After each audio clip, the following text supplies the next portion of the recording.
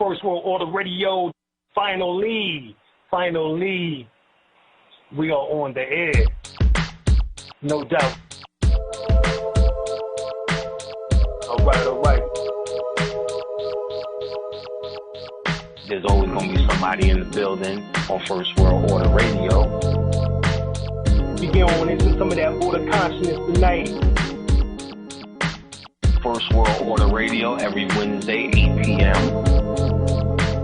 We got to talk about what is taking place on the planet. There's always going to be somebody in the building on First World Order Radio. First, we need to let you know we're going to be doing more shows, giving out more information on Wednesdays.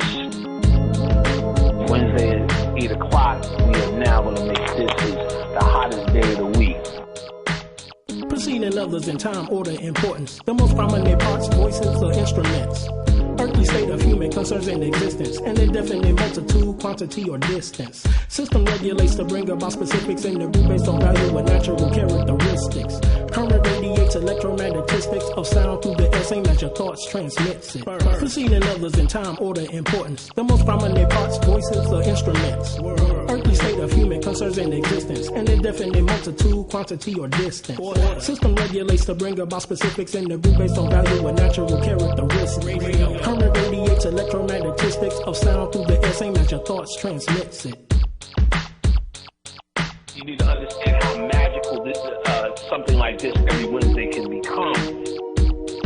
So you need to start getting your calendar right, get your schedule right.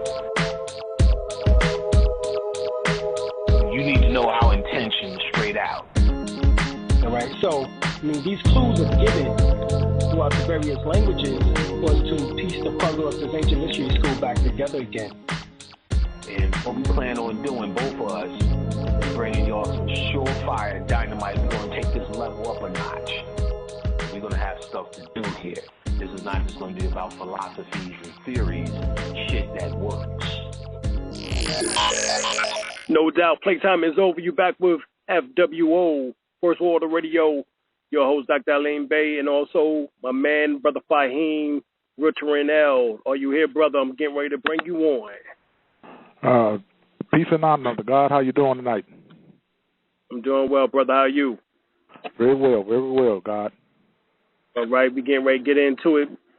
Tonight, of course, we have Brother Panic back, and of course, he's going to be breaking down the clip off as well as also the dark side of the Force, dealing with Universe B, as well as also dealing with the Goetia. So we getting ready to bring him on. Brother Panic, you here, brother? Yes, sir. What's going on, Brother Lee? Oh, we back, God. We back. Peace, God. Peace. Brother L, what's going on? How's everything? Everything very well, more. All right, we're down with the First Order Radio Mystery System. Another Wednesday night. We're about to put it in the can. We're going to deal with the clip-off, as Alim said. I know last week, I was out. I thought we were going to do it in 2 weeks, so the wires got crossed. It ain't nothing. That's the beauty of having a co-host such as Alim, that, I'm not necessary all the time. He's able to take care of business. And so he did, I'm told. So this is technically a part 2 or a continuation on what Alim started to lay down about the clip-off, the dark side, Goetia, dark side of the Force, which is pretty much all the same thing, just different ways of explaining a concept. Now, first thing we need to get out the way, because I see people still have not necessarily a problem with this, but a shortness in your understanding. And that shortness is we've learned to, or tried to learn, or have been taught to understand things with a certain amount of logic, a certain amount of reasoning. And logic and reasoning has now superseded anything else as de facto standard of your learning, which is false. Logic and reason plays a role in what you're doing, But the idea of magic is that you're dealing with something that's highly illogical, something that beats the everyday rigmarole, the routine. So if you're looking in this conscious stuff to have the same logical effect as your normal life, or to normalize it, then just by default you have made whatever you're trying to do unmagical, because you have made it normal. So the ancients understood, and the more you study the occult in various different subjects in the occult, what you'll find is that this stuff starts to contradict itself. You have a natural, well, it's not natural, you have a mindset that was trained for you to find one logical answer, a right or a wrong, a definite, absolute. But the ancients didn't think of it that way. They looked at it as those who know and those who didn't know. So no matter how you come to the end result, it was about being in the know. So there was no one method. There's certain things that are obvious, but there was no one method to find light, or no one method to find to tackle one subject. The idea was for you to be able to satisfy yourself and come up with a workable answer that you made real. So my interpretation of the Dolph, Necronomicon, which is also a part of the QLIPHOTH, the Goetian, all of these things, you may look at it as a lot of education, a lot of study and research, but it's not infallible. No one is infallible. So if there's something that may resonate with you, just because I or someone else said it doesn't mean it's absolute. You may find another path, and we both could be right. So that's the first thing we need to understand when we study in this, because this stuff is where it gets a little bit more complicated than your average everyday Facebook bullshit that you guys are dealing with. Now, and so much so that a lot of the stuff that I haven't touched on in Blog Talk, or I've just touched on in Blog Talk, because I reserved a lot of this writing for my book, actually, because this is where I go hard. This is in my opinion, the creme de la creme when you're dealing with yourself, because the idea of dealing with this consciousness ultimately is to bring darkness out of light. That is the core of what you're doing. And that darkness is represented as the Goetia, QLIPHOTH, the Tunnels of Set, Necronomicon. So a lot of those subjects I tackle in depth, and go very hard at breaking it down and connecting it to the body, connecting it to the mind, and making it practical. So some of the things I'm going to go over today is going to make this shit kind of practical for you. You can study Kabbalah and the QLIPHOTH if you really understand, damn near for the rest of your life, and have something to do. So there's no way in one free night that you're going to get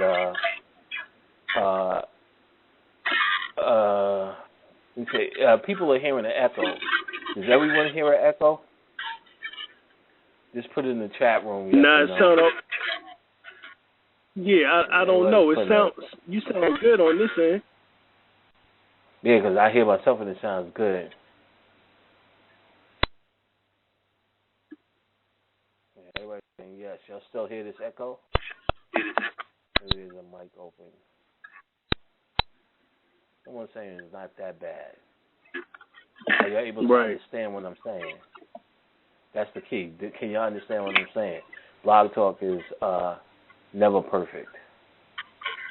Somebody saying much better, so I'm going to keep going.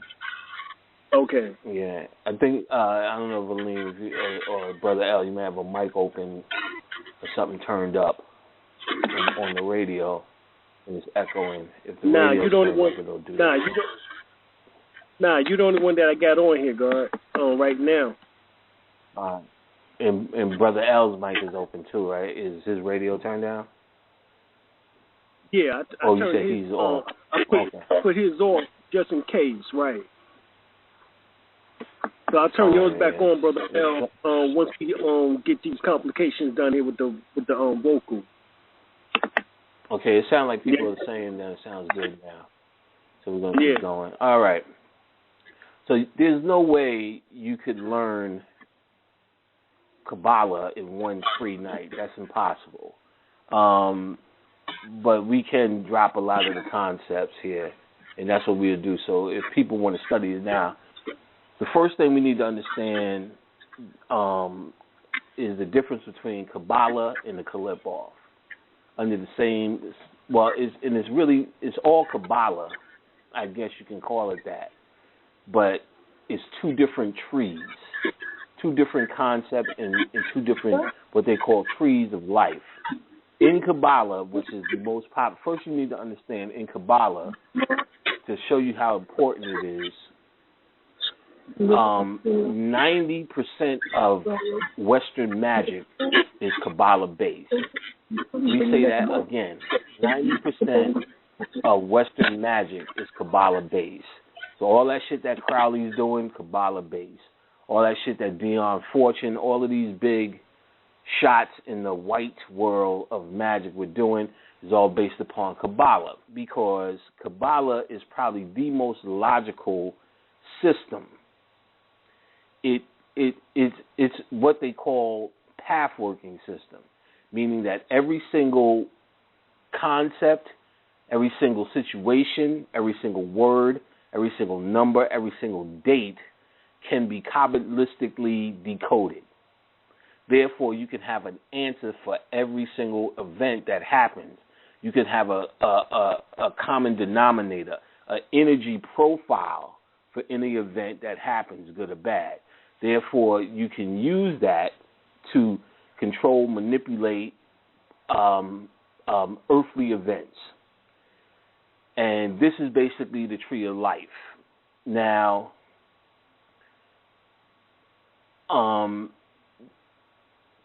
there's another tree called the tree of knowledge. Now, we've first heard of this tree in the Bible, and this is where they give it. This is where they give it away. If you were to listen to the average occultist today, they would go into detail about the falsehood of the QLIPHOTH.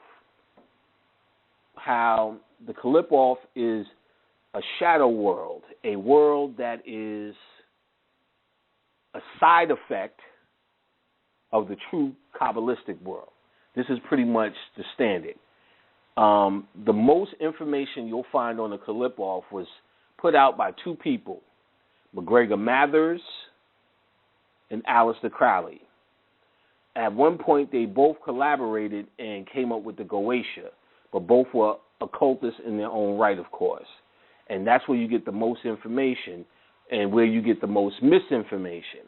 And what I notice about this particular misinformation, whenever it comes to anything dark, that's where you find the most misinformation, because it becomes Negro-related. Another example of this would be the Palo. Palo is a magical, just one of the many magical systems out of Africa.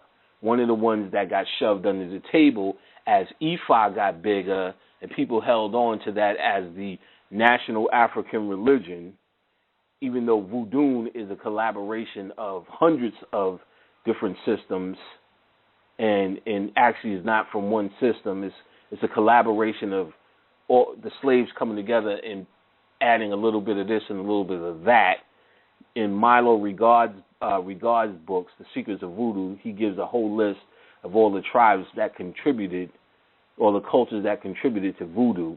Palo was one of the ones that got left behind. It had a reputation of being quite evil, and when actually what it was the darker side to the lighter side of Ifa. So what survived was the lighter side.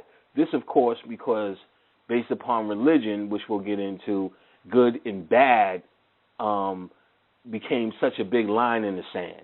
So the same thing with the QLIPHOTH versus the Tree of Life. This line in the sand this line in the sand became just good and evil, and people were able to play that up in your psyche. QLIPHOTH bad, Tree of Life good. Now, with Palo, before Baba Raul Carnazares wrote a book, Palo was demonized, savage, and devil worship. Then Baba Raul Carnazares wrote a book called The Book on Palo. And in it, he broke down that there are 4 different types of Palo. And one was Masonic, one was religious, one's called, the 2 we're interested in is called Palo Monte and Palo Mayombe. In Palo Monte, which is what he deals with, he was able to take all the Orishas and connect them to Palo deities. So this made it safe. And all of a sudden, you had a bunch of black people who were now Polaros because they started recognizing deities that they had been worshiping, so he made it safe. The darker side of Palo is called Palo Mayombe. Now, most of those books were written in Spanish, and you couldn't get any of that information on Spanish until one guy, Carlos Montenegro, wrote a book in English. And to this day is probably the most demonized man for giving out those secrets. I've heard everything. He starts cults, rapes women, people are fucked up because they fucked with him. He was everything under the sun. On Amazon, they disrespected and destroyed this book because he gave out these secrets about Palo Mayombe, which he did not connect to the Orishas. Just their hate for what people don't understand. But what we noticed was there were 11 deities in that book. So since we are not of a religious mindset, this is Bobby and myself, we decided to get directly with the deities, And of course we heard everything under the sun. You're not real Polaros. We was like, well, that's a compliment. We would, no one calls ourselves any of that. We deal peer to peer with these deities. And what Bobby uncovered was these 11 deities coincide with the QLIPHOTH, because the QLIPHOTH, unlike the Tree of Life, which has 10 cipheras or 10 energy spheres, the QLIPHOTH has 11, including what they call the Doth. So we was able to correspond those 11 Palo deities with the QLIPHOTH, and once we did this and put this ancient information back, it was like we activated these Palo deities once we put it in its proper place, because really that's how this stuff works when you psychologically add it to the energy where it's supposed to be, because you're juicing it up exactly where it's supposed to be, as opposed to coming up with your own new invented shit. So we started noticing it was working. Now, to address where they talk about the QLIPHOTH, they recognize the QLIPHOTH as, they call it the shells, that after the cipheras in the Tree of Life have ran over with their energy, that it created this demon, these demon spheres, which became the QLIPHOTH. Now, that doesn't make no sense if you listen to the wording, if you listen to common sense wording, because it said that this tree is behind the Tree of Life. This tree is behind the Tree of Life. Now, if I said to you, Puff Daddy is behind Biggie, you wouldn't say Puffy's weaker. You would say it is because Puffy, the foundation, brought you Biggie. You would say he brought you Biggie. So the Tree of Life represents Biggie, and that may be powerful, but there's a Bad Boy Records that's behind it. So if I say the QLIPHOTH is behind the Tree of Life, then that means it's something that generates what you see before you. If you really want to get down to it, the real occultist should understand that the shell is actually what they call the Tree of Life. Now, if you're still confused about that, all you have to do is go to your Bible, and it tells you straight out. God said that you can eat from the tree of life all day, but you can't eat from the tree of knowledge because you will become just like him. Now, there's this snake in the tree of knowledge. Now, Kabbalistically, each word in Kabbalah has a numerical value. And what they do is say, if one word has the same numerical value, even though it may seem unrelated as the other word, then they make that word is scientifically related. So, for instance, the word love and unity has the same numerical value. So they would deduct based upon the Kabbalah, tetragrammaton or whatever they call it. They would deduct that those are the two same things, as the words serpent and Messiah have the same numerical value. So Kabbalistically, based upon its own word, they're telling you that the serpent is a Messiah, and the serpent itself hangs in the tree of life. The tree of knowledge. Now, this is interesting because if you look at the tree of life with the 10 Sifras, the one that is most accepted, what you find is to get to the behind the tree, there's a hidden Sifra called Daf, which means knowledge. Daath, where you even get the name Darth Vader, and we'll get into Star Wars as well, which is a great Kabbalistic story, i.e. the dark side versus the light side of the Force. What they're talking about is the QLIPHOTH versus the Tree of Life. But even better, before we even go there are plenty of movies, but the latest movie is the last Thor movie. Watch that again with this understanding. And what you'll find is they talk about the dark world being the first world. This is all in this movie Thor, that the dark world is the first world. And you have the elves, which is the L, telling you that this world of light that they live in, Asgard and the rest of that shit, should have never been. That is a mistake, it's a flaw, which is straight out of Gnosticism. That this world is a secondary world. It's actually, a true occultist understands that this so-called life is actually the shell world, is actually the shadow world. The real world is actually the world of Universe B, is what they call it, the world to come, which is the original first world, which is what we're calling the QLIPHOTH, the suppressed world. Now, how it works to the body, the QLIPHOTH represents your subconscious mind. It represents the energy that brings forth the performance. The everyday Sephiroth is the performance. How do you know this is powerful? There is an occultist called Lon Marlowe Duquette. It's actually on Facebook. And I actually got him, or I got Miss Blue to do a show with him.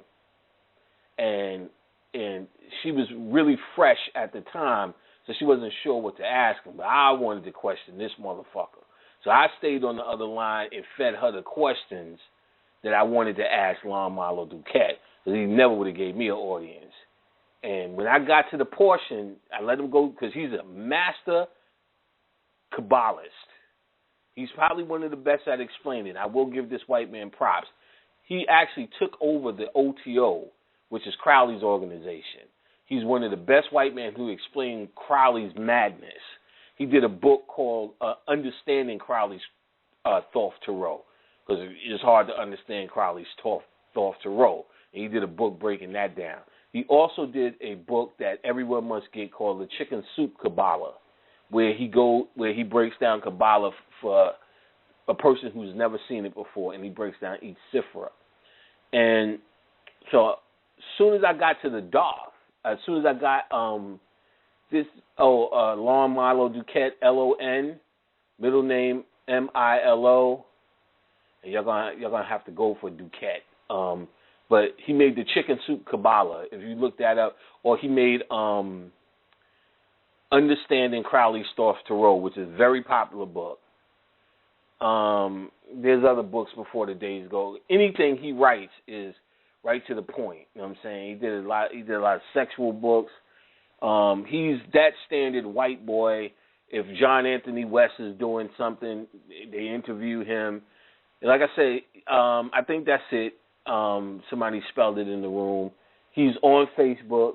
He'll friend you. He seems like a pretty, cool guy. But we got to the part where I asked her to break down QLIPHOTH for her. And that motherfucker would not talk about this shit. His answer was officially, he said, well, I'm having too much trouble with the tree. I don't know about the QLIPHOTH, and he left it alone.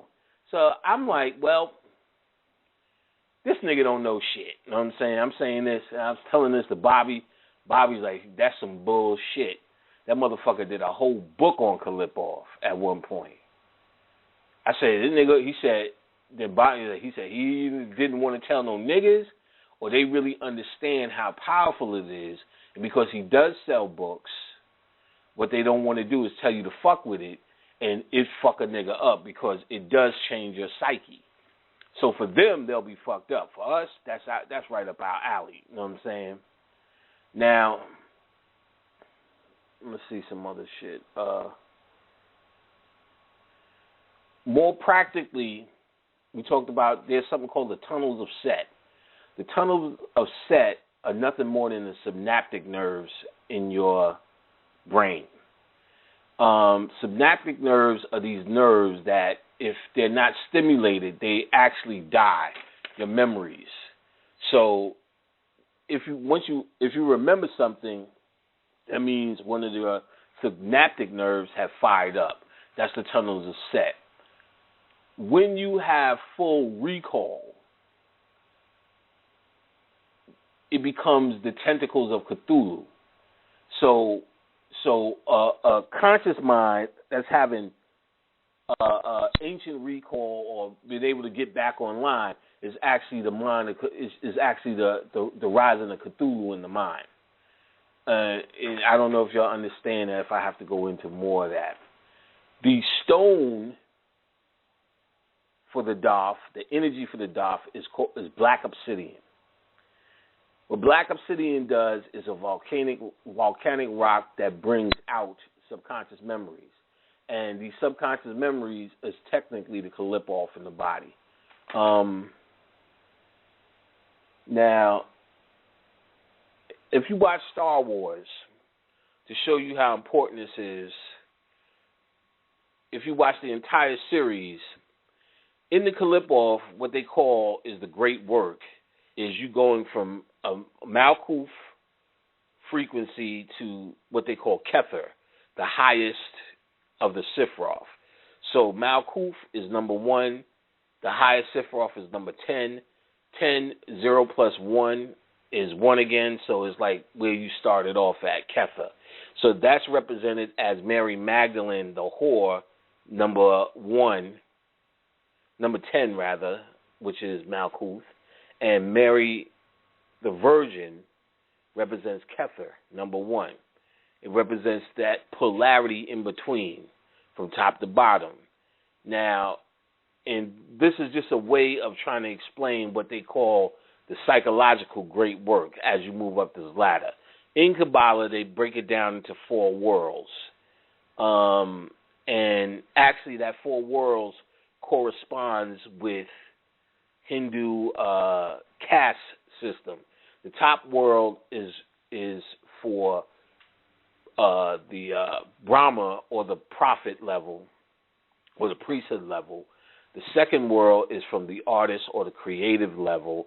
The third world is for the warrior level.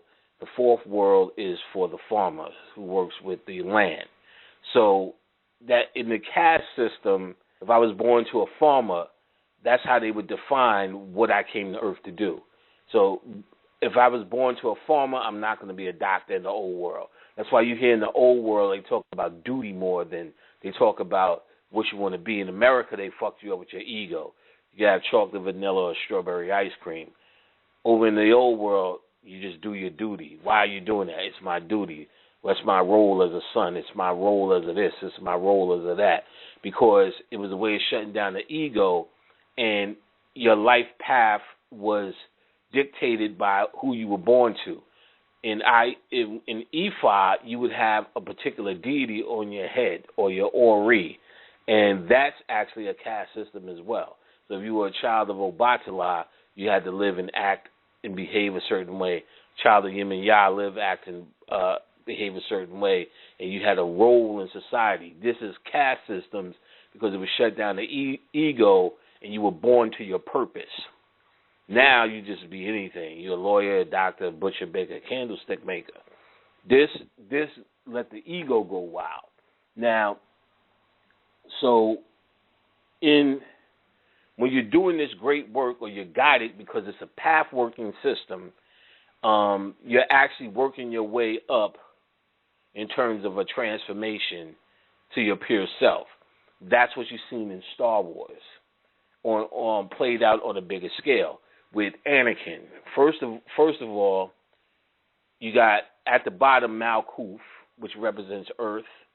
Right above, there's 10 Sifras, but they talk about there's a middle pillar, and you're supposed to walk that middle pillar. And on the middle pillar, the Sifras are Earth, Moon, Sun, Darth, Kether. So what you've seen in Star Wars was this whole thing played out. Anakin, as a child, was a slave. That represented Malkuth. The next step, Anakin went to the Jedi Council, and that represents what they call Tifera, or the sun. And that's 2 Sifras above. That's the Earth, the Moon, then the sun. And the Jedi, or the sun on the Tree of Life, has a path to every other Sifra. Therefore, it balances the Force. And when he got to the council, they said, we can't make you a Jedi because you're worried about your mother. They were talking about the Sifra below him. You were worried about, so they was worried about him slipping down. And they told him he had too much anger, which they were worried about him going through the Darth. And sure enough, he eventually goes through the Darth, hits the dark side, probes his dark side. And the Darth also is represented as Death or Osiris.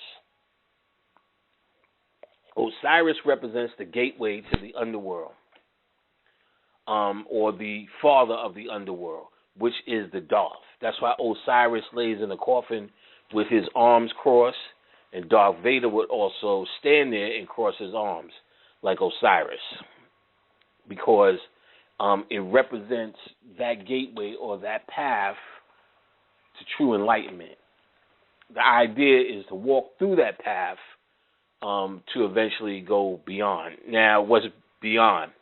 Above Kether, which is the first emanation, you have what they call triple stage darkness. The Ein Sof, and the Ein Sofar. Understand this. C. Freemanel talked about this. So there's basically 2 good ways to die. So when you die, he said he was talking about trying to sit people up so they could leave through the crown chakra. If they don't leave through the crown chakra, they leave through the back of the neck, the medulla oblongata.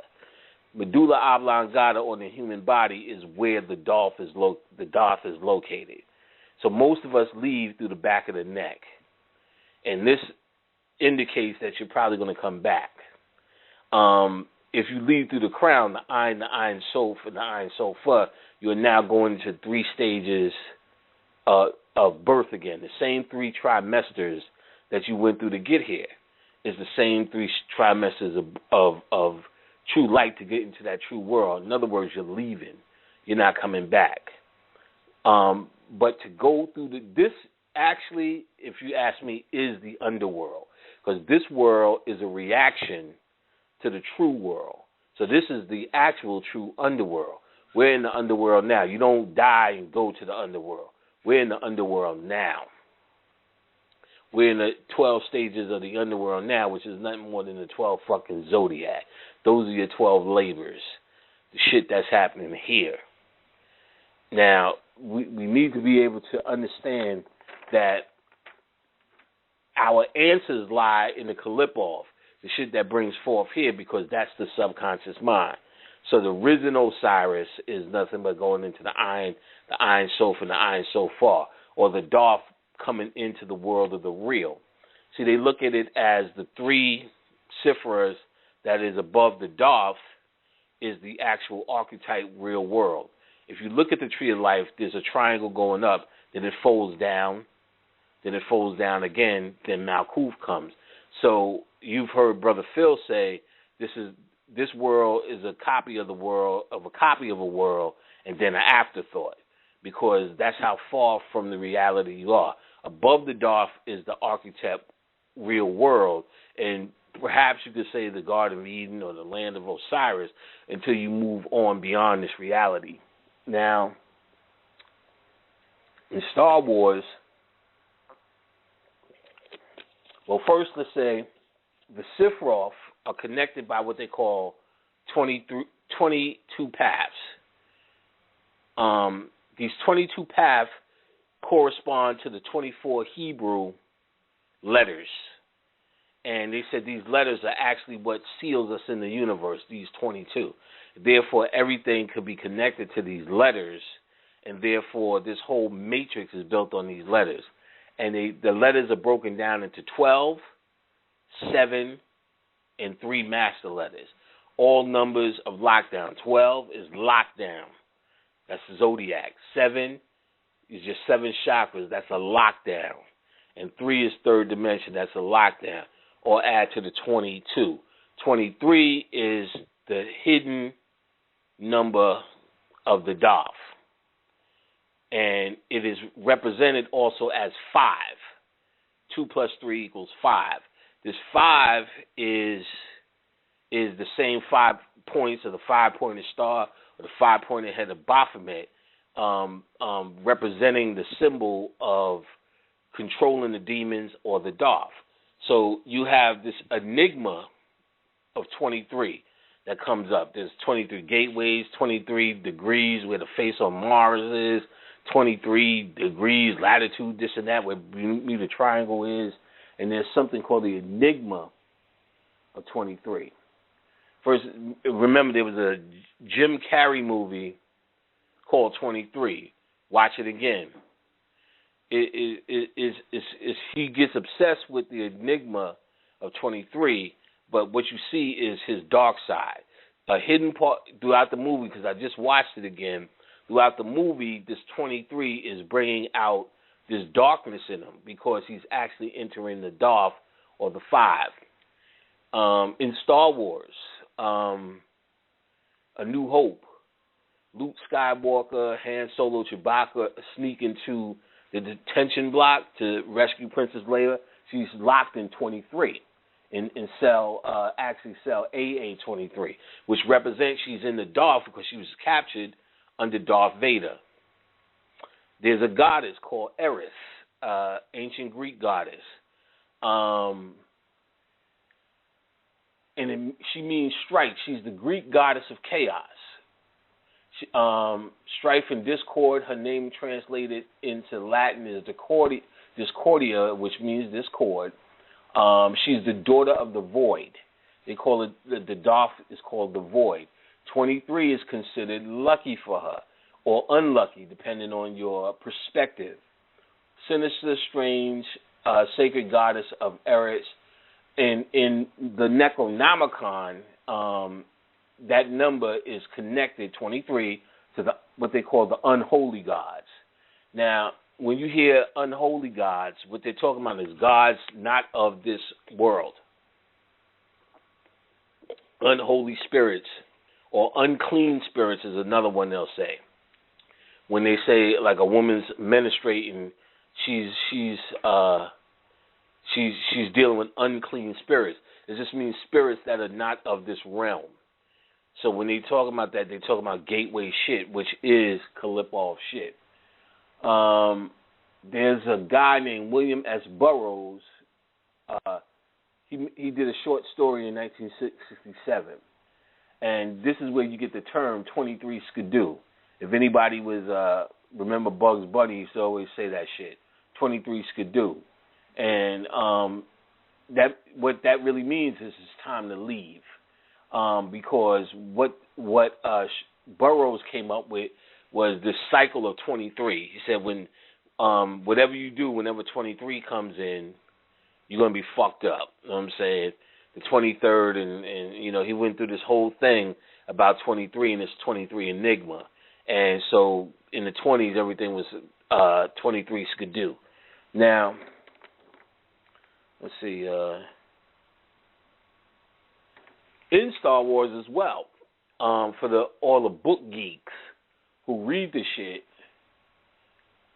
Well, I don't want to say geeks because I'm about to blow my man Tef up. Tef read all the books and Tef read all the books, and what he told me was they don't frown on the dark side as much as they do in the movies. If you remember, Sam Jackson played a character called Mace Windu, and Mace Windu at in the books uses the dark side of the Force.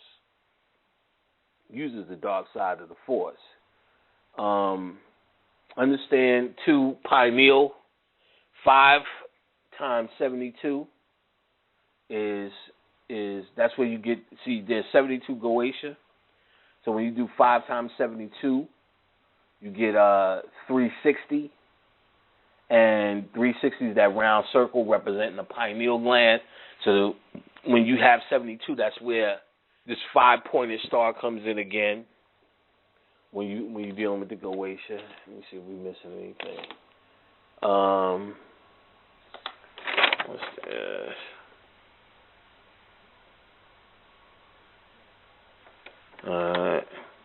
Did we leave anything out? Brother Alim? Nah, not that I know of, brother. You going in. All right, yeah, because I think we could get to some of these questions now, because I think that's pretty much the bulk of it, the understanding. So, let me see, but I think there may be a couple more things we can bring up. I think at the end of the day, we need to understand, we need to turn it around. We need to turn around the concept. What you'll find very little on the QLIPHOTH, but now with the web, you'll find more. But like I said, they'll put it down as if it's something bad or secondary. But again, we need to understand, everything black they make bad or secondary. That's the standard of the day. See, religion is where we got fucked up.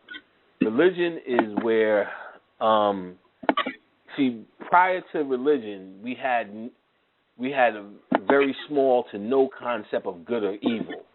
So black became evil and white became great. That is absolute nonsense. They're talking about polarity as opposed to good and bad. See, because, and Brother Phil also said this, which I found to be interesting, was, if you were in an all-black room, you couldn't see, but if you were in an all-white room, you couldn't see neither. It's the contrast. It's the contrast that makes the difference. So it has nothing to do with good or bad. It has everything to do with energy. So there's nothing that wants you to transform. So there's nothing that's going to tell you QLIPHOTH's where it's at. You have to study enough to have that breakthrough, that understanding. See, and this is one of the things I had to learn. Like, I was reading William Henry, and he's dropping all the science, but he would never say Jesus was a phony. I'm sitting there going, anybody who's doing all this knows that Jesus does not exist at the time. So I'm having this conversation with Bobby, and Bobby's like, well, you got to understand they're selling books. So why even should they waste their time? Because half the people read that still believe in Jesus. He said, why waste their time telling them ain't no Jesus? If you know ain't no fucking Jesus, he don't need to say it. He said he just leaves it alone and lets you come up with it. So I'm like, well, I get it. You basically, it's your level that you have to deal with. So we need to understand more than anything when we're studying this stuff about your level.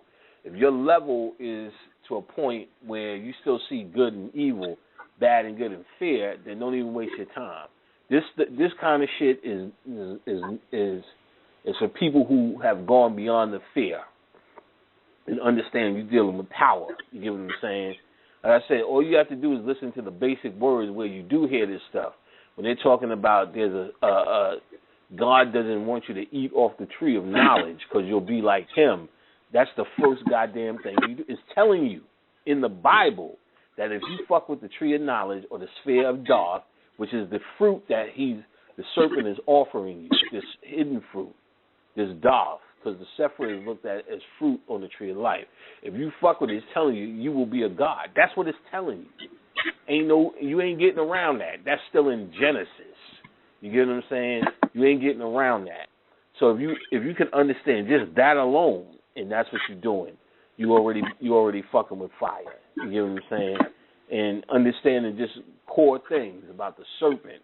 You know what I'm saying? If the serpent is a Messiah, and that's a Kabbalistic reality, and the Messiah is giving you fruit from the tree of knowledge, ain't nothing more to say. So you need to go on with that mentality and understand. Because like I said, you'll never learn Kabbalah in one night. It's something you have to study. You also want a book, John Bonner's book, The Magical Kabbalah, Magical Primer. Those are good starter books. McGregor Mathers, I think it's Kabbalah Unveiled is Mathers, right? Or you want a book called Kabbalah Unveiled. You want anything by Lon Duquette. And those are good starter books, and then there'll be other books that come along that you Kabbalistically can fuck with. You know what I'm saying? So I guess we could go to Q&A or whatever. I think we done covered it all. All right, let's go to area code 817. Area code 817, you're on the line.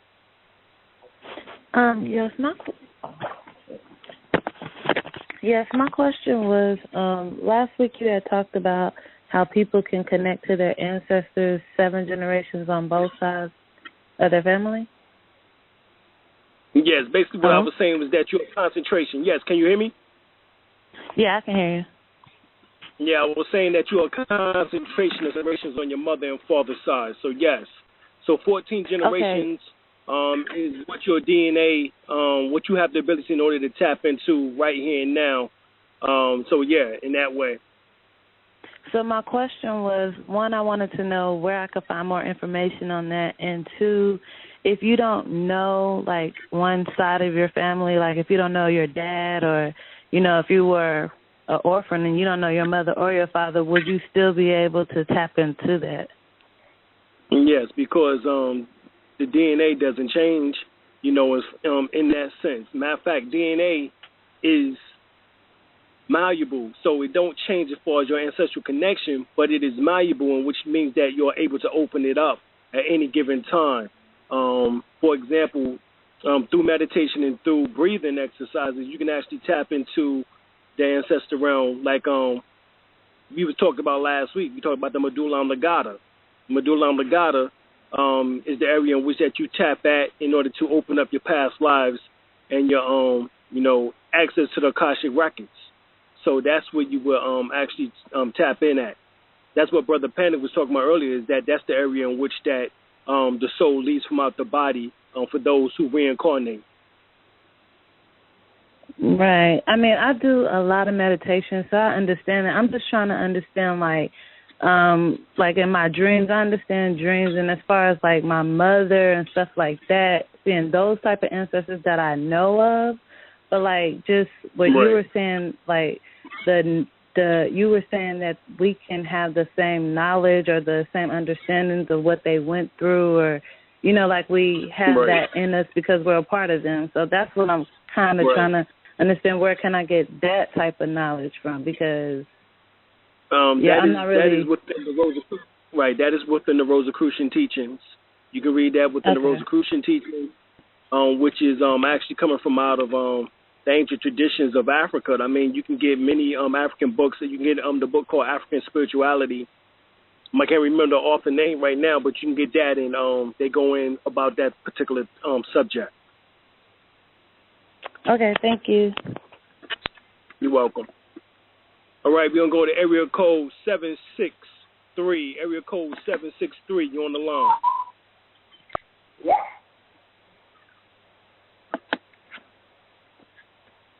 Peace.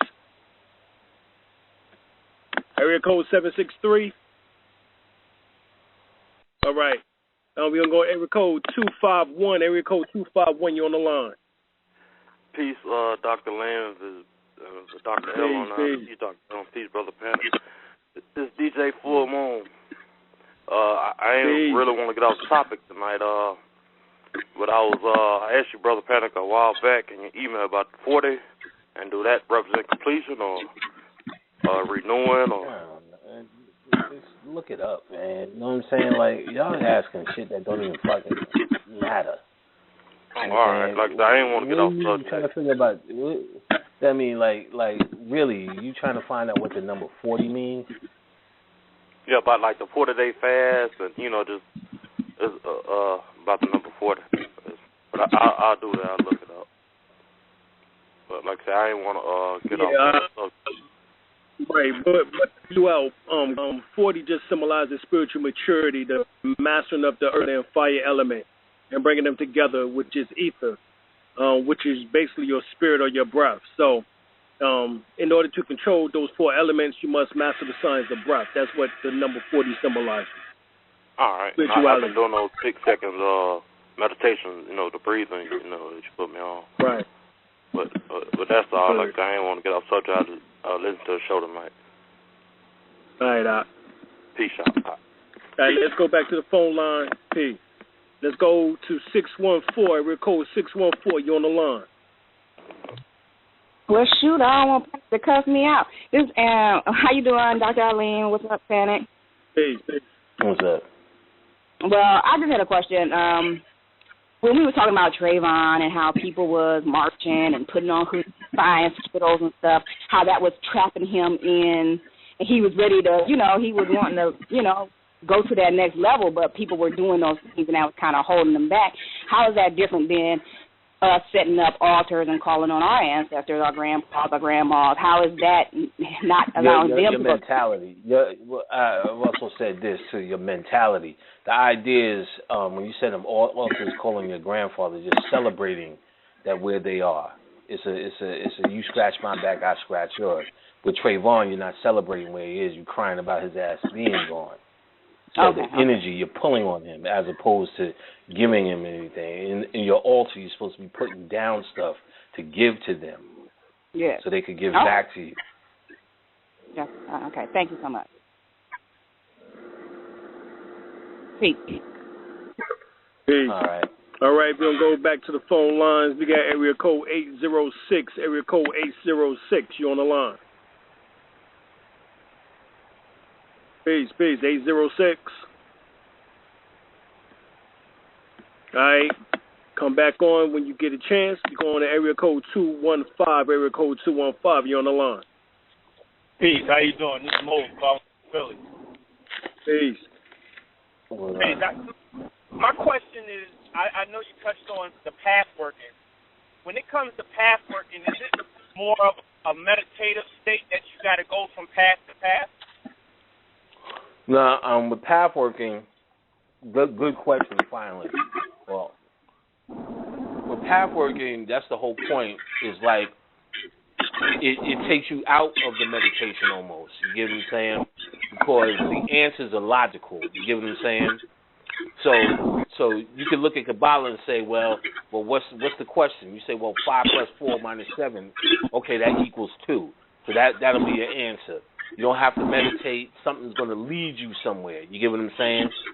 So you're basically doing addition and subtraction. Okay, Saturn's in Pluto, which equals Mars, and Mars is in Venus, which equals this. That means that. If she did that, that is connected to the fool, or that's connected to the high priest, or that's connected to this. Tarot. It's all path working.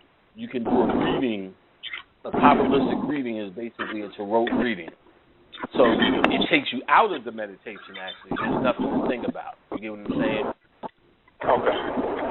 All right, my next question. That's what path working is. That's why Madonna and all of those fuck with Kabbalah, because it takes you out of the melanated state. You get what I'm saying? Mm-hmm. You don't need melanin. You can use more logic to deal with it. as opposed to having to channel and tap into anything. You get what I'm saying?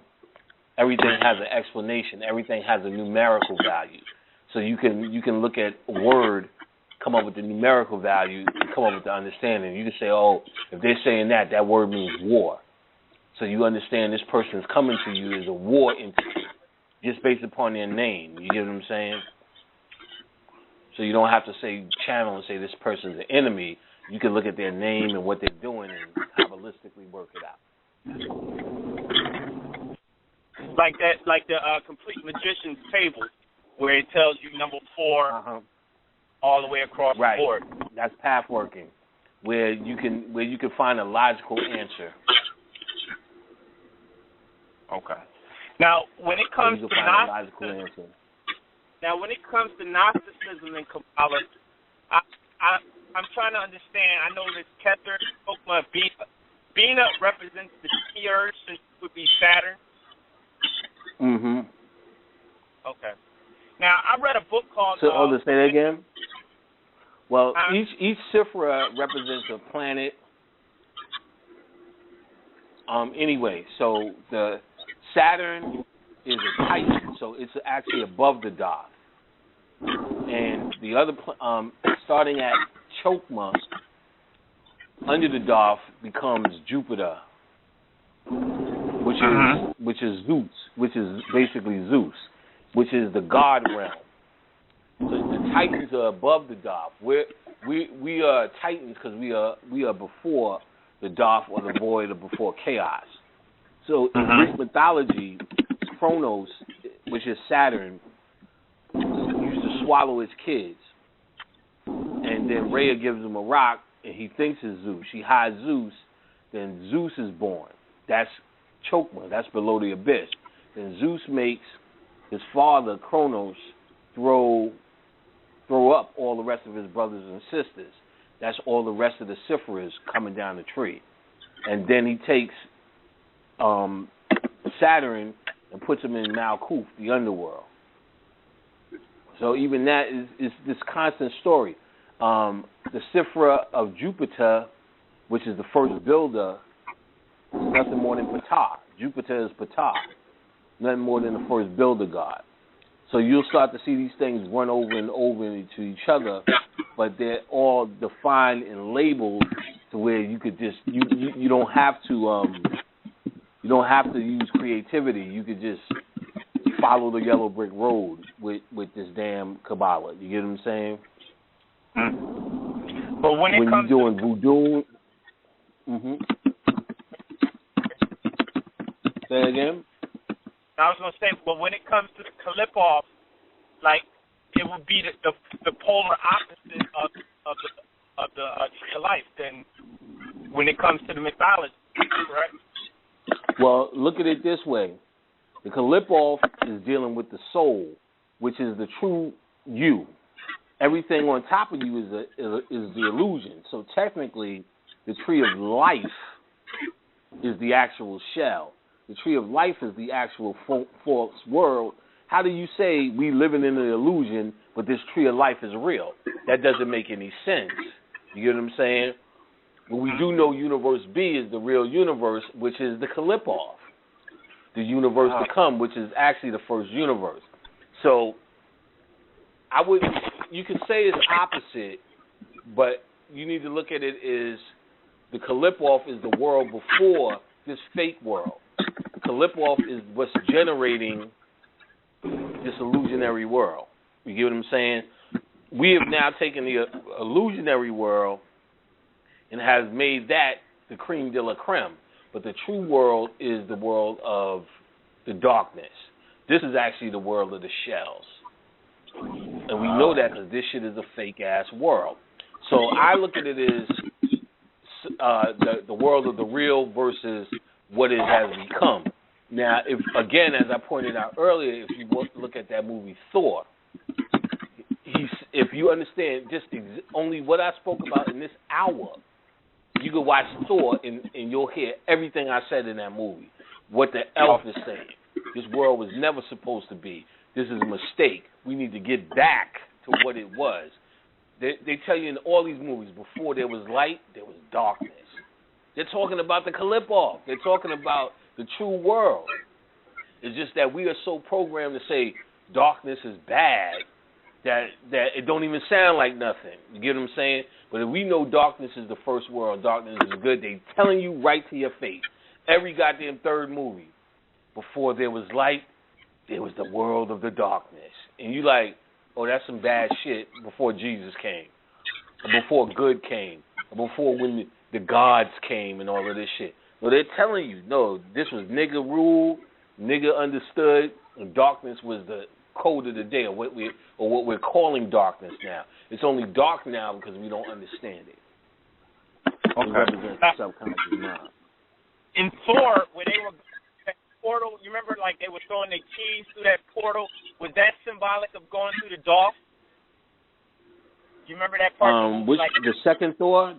The second Thor. Remember the they were second one or the first one? In the second one. Oh, you talking about when he went through the Bifrost? Yeah, like they were that was symbolic. That was symbolic of the pineal gland. Oh, okay. When Hemendall was, you talking about when Hemendall was standing at the Rainbow Bridge? Oh, like in the second Thor. Remember they were throwing things through this invisible portal, like. Oh, through that gateway. I guess. I mean, you know, they just made a gate. Wouldn't necessarily say the Darth, as much as they just created like this wormholes and gateways to different realities and dimensions. You get what I'm saying? So they was making that point. I said the Darth would be if I had to say what was the Darth, or it represented that dark matter that they were trying to get. Oh. He was like, you don't know what to do with that dark matter, which is melanin, basically. He's like, bitch, give me my shit back. You just wasting my shit. You know what I'm saying? Just give it back so I can open it up. And he said basically he wanted to open up that world. You get what I'm saying? So that void and so on and so forth, you know, represented her. But just listen to what he was saying. Y'all should have never been here. This shit is a mistake. You saying this straight out. I was sitting there going, oh, shit. I didn't even think that movie was going to be shit. I said, that's probably the best movie I've seen fucking with science, one of the best this year. If you know what you're watching. If you don't know what you're watching, it's just another evil, dark dude trying to fuck up what we got. You know what I'm saying? Mm-hmm. But other than that, if you know what if just by understanding what we're talking about tonight, that shit is fire. I wish it was out and you was able to watch it tonight. You would definitely say, oh man, this is exactly what he's talking about. He's telling you straight out. If you see it in that context, Thor. Second one. All right. I mean, tonight you put a lot of things in perspective for me because I was studying Gnosticism, and the way you broke down the QLIPHOTH really helped me. So now I got to go back to my book again. Good. And get it. Well, the Gnostic understanding is if you put it in the Gnostic context, that when they talk about the demiurge and that there's this creator God, there's this false creator God that created this bullshit world. They're talking about the front side of the tree. So that's where you get in the Bible, God wants you to eat from this tree because it represents the demiurge who wants you to be alive. He wants you to be on this motherfucker all happy, content, ignorant in the Garden of Eden, which represents earth as well. Ignorance is bliss. See, when they ate from the tree of knowledge, they realized they were naked and ashamed, meaning they realized they have nothing. They're human beings now. So it's the same conscious place. Become conscious, you can't go to Walmart like you used to go to Walmart, Disney World and all of that shit. You're out of the garden because ignorance is bliss. So you have this creator God, I am a jealous God, that says you can eat off this tree. That's why that alone tells you this Kabbalah shit is bullshit. In the Bible, the demiurge or this creator God, Jehovah, Yahweh, says you can eat all the fruit you want off the tree of life. Do not eat off the tree of knowledge, which is the QLIPHOTH. It's quite simple. The Sifra that gets you to the behind the tree is called the Darth, which means knowledge. And it says, do not eat off the tree of knowledge. you will become a god like him. Ain't no more to that. Ain't really no figuring out to that. You know what I'm saying? Okay. All right. Ain't figuring out to that. I appreciate it. Yeah, no problem, bro. All right, let's go to area code 404. 404, you on the air. Hello, gentlemen. Brother Panic, thank you. You're bringing it tonight. I'm going to try to state my question as intelligently as possible, so bear with me. I listened to Brother Valentine's lecture. He did an excellent lecture on Kabbalah as well, and he put the diagram. Brother Valentine, Phil Valentine. Okay. And he put the tree of knowledge on the board, and he broke everything down with the numbers and explained how it was the chakras. But what was different with him, he kind of also finished the puzzle, per se, to the tree of knowledge, where he put like this gateway, to me, which looked like the 528 purse. And he said the thing with the Kabbalah dudes, they'll share with folks what's inside the tree of knowledge, but they really don't talk about the other sides of it or the complete picture. Yeah. And his take on it was because they can't F with that, per se, because they don't have that melanin. So that complete picture, which is the entire gateway, we can F with it, but they can't. Okay. So I just wanted your take on that. That's absolutely correct, because the QLIPHOTH is your world. They were born in this world. They are a product of this illusion. They are not from the original source. So us being out, connection is because they're from the original source. Like Alim was telling the sister about the DNA. She'll always be straight and always be able to tap in, because what's in her DNA is non-changeable. You can't change it just without knowing. It's just you have to find a methodology for tapping in. Some may be easier, some may be harder, and your challenge may be different, but you are from that source. So what Brother Phil is talking about is the people who are of that source are able to deal with it. Now understand this as well, that a lot of information about all magical systems, not just Kabbalah, has been stripped, taken away, and lost. So not only are we getting fragments of everything that we're dealing with, we have to add a melanated, creative edge to fill in the blanks. And them as a regular human thing, they're not creative, you know what I'm saying? They're just figuring out how to make rap songs. You get what I'm saying? This shit is about 40 years old for us. And they just starting to learn how to rap. So they're so far behind in everything they do, Kabbalistically not getting. Now, understand this. They are those who try. Usually the ones who try are in those groups, because they're not going to do it individually. They'll join like the OTO and the ATA and the ITI, and there'll be a group setting because they need that much energy to accomplish it. And to do it, and then they're still not accomplishing shit. See, McGregor Mathers and Crowley, they decoded and named and defined 72 of the goetic energies, or the Goetia, but they never were able to tap into it. Crowley really didn't get shit done. In fact, one of his biggest deals was he talked to a deity called Lam. Lam eventually became that alien with the big head, that template that didn't exist until Crowley drew a picture of that. Didn't exist nowhere on TV. And what he said was he was doing rituals and made contact with Lam, and this was how Horus looked. Now, I know this to be true because I made the same contact before I knew who Lam was. I had an ex-girlfriend, and all these babies used to always come when we used to spend the night. And she was one of the craziest places where I used to have these lucid dreams. And this little monster-looking dirty baby was there, and I'm talking to this shit. And I'm like, you need anything? He's like, I don't need anything. And, it took me 3 days to realize that shit was Lamb. So then I went and looked up Lamb. I was talking to myself, that was that dude, went and did the work and blah, blah, blah, blah. And found out when Crowley did it, he got so shook that he said he's going to shut that shit down. And L. Ron Hubbard and the other dude that did the jet fuel was like, fuck that, we're going to do it. And they was coming up with these Babylonia rights and all that. Crowley threw them out the OTO. One dude died, and L. Ron Hubbard went on to make Dianetics and Scientology. And what's his name? And all of them was doing that same Babylonian shit.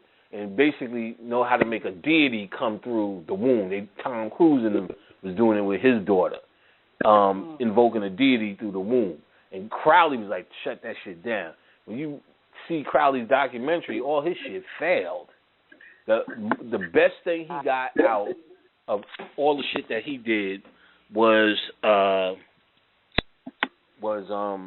Book of the Law. Okay.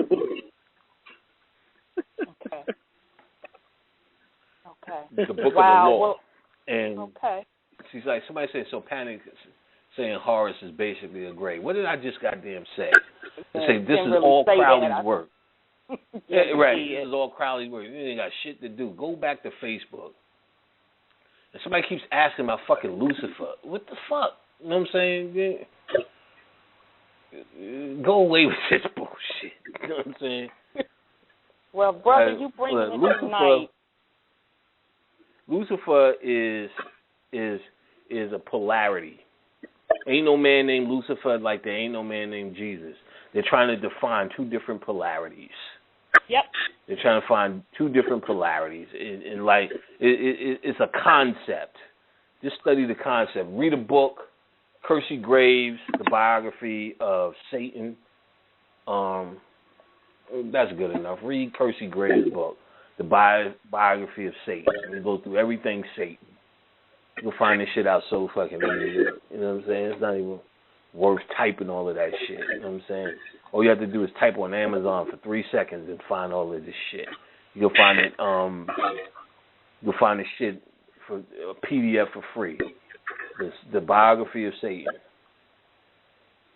All right. Well, thank you so much, brother. I just have two more points, and it's a compliment. It's a compliment to you. You did something on YouTube about the Monkey King, and I listened to that, got the concept behind it. I went and bought 3 monkeys, and I just had the weirdest thing happen to me. I went to sleep and had monkeys jumping at me. So that was the first thing. Oh, yeah, then that's Hanneman, boy. Get with that shit. There's a book. Hold on, let me get it for you right now. Yeah, that tripped me out, and it took me a while to figure it out. I'm like, why the hell are monkeys jumping at me in my dream? And then I remembered. I'm like, oh, that lecture. And then I put the monkeys on my altar. That's what it is. Get a book called Hanneman, An Introduction by Dev Duck Patniak, Devdutt, and his last name is Pattanaik. He goes through the whole Ramayana, which is the Hanneman story, basically, and he does it simple. You know what I mean? Makes it easy and simple, and it's actually a good, easy read. Okay. But if that's happening, that means that Hanneman's energy is happening around you, and that's a good look, because Hanneman is like a protector. So whatever you're doing, you must be doing something right. Okay, and then the last thing, you gave a ritual out about Ganesh and putting it in the water and cumin to generate some money, and 5 days. I wasn't expecting this money, and it happened. So I'm going to try to get with your next class, because I'm hearing great things about it, and you go through the ritual. So I'm going to try to get on the next schedule. So, excellent. Thank you for all that you do. I truly appreciate it. And you too, Brother Alim. And I'll get off the phone and let everybody else talk. Thank you. All right. Cool. Nice talking to you, sis. All right, let's go back to the phone lines. We got area code 773. Area code 773, you're on the line. Hey, what's going on? Good show. What's going on, Panic? What's up, babe? All right. Quick question, Panic. You was going in about the Syphilis, and you say at the bottom, at the 10, you start off with Malkuth, then it's the moon, then it's the sun. Now, what did you say the Daf was? The Daf? Well, the Daf is a hidden Sephra. Technically, no, I know what it is. I know what it is, but where is it located? In between the Ketha and the Tifra? Ketha and Tifra. Most trees, they won't show it. Very few trees they'll show it because technically it's behind the tree. So its location, there's 3 poles. And starting at the bottom, it's 1, 2, 3, 4, and 3 on the side and 3 on the other side. And so in most studies, they'll tell you have to go the straight path because the ones on the side are like Mercury, Mars, Jupiter, and Venus, which have their own energies, but it's kind of like you're getting caught up in that. So the straight path is actually Earth, Moon, which represents the astral, the Sun, which represents the Christ energy, and technically Ketha, which represents after Christ you go home. But see, I was doing some reading. The common thing is, what people don't say is you become Darth before you go home. That's what happened in Star Wars. Jedi, you're actually Christ. You're saving the energy. You're saving the world. But he didn't go to heaven. He went through the dark side, then went to heaven, which represents Darth. But most trees, they'll just have you going. You go from Earth to the astral, which means you're dreaming or whatever. Then you become a Christ, which is Tifra. Then you become Ketha, which is home, or the adept. But Darth is in between that, which they'll show as a dotted Sifra, because they're trying to tell you don't fall into the abyss. That's the whole message. That's the abyss. Don't fall in the abyss. That in Masonic shit, it's called crossing of the sand. You don't want to fall in it, and you need this camel. The path to that is called Gimel, which is a camel, which means you're riding through the desert or the void. So you need a camel to get past the Darth. We're not worried about that. We're trying to become Darth Vader. Say again? 13th path, right, coming out of Tifra, right? It could be the number. You know what I'm saying? It might be the number. Yeah, that's 13. That's what I'm looking at. It says 13. And you know what? It says it corresponds to the moon.